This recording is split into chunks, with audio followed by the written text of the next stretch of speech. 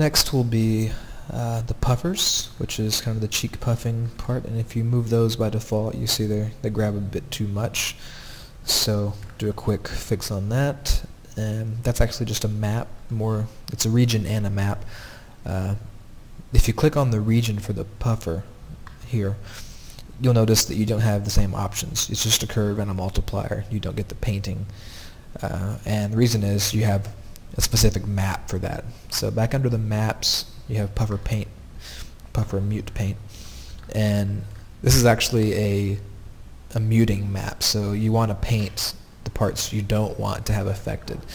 And the easiest thing I've found is to just dial up a 180-degree brush, 100%, and just paint the whole head. And that way you're assured that all the little inner mouth and eyelids and everything is muted from that. So just start with completely muted head, so these controllers won't do anything anymore. So the next thing would be to either bring in a mocap pose or pose these in a logical place for cheek being puffed out. And let's just key that there. I'll just copy that value and put it over on this other one.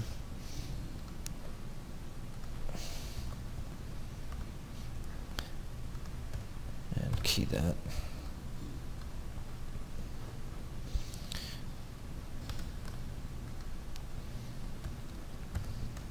Let me get the animation off of these. So now you have your puffers that do nothing. So in the extreme pose there, you can just kind of start pulling some of that map back out. So let me pull that down to like 10% or so, and back to 90 degrees, and then just kind of start subtracting that map to get it back to where you want it. And you can kind of start shaping that a little bit. So you can kind of shape your puff with this a bit.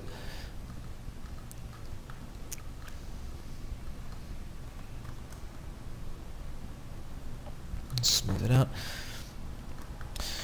Now I don't try and make this look like someone's puffing their cheeks out as hard as they can. I use this more as just air passing through the mouth, so you just a little bit of an inflation as people are talking.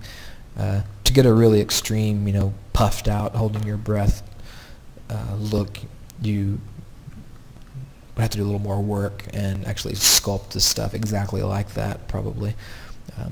But most shots don't need that kind of expression, so I don't really worry about that too much.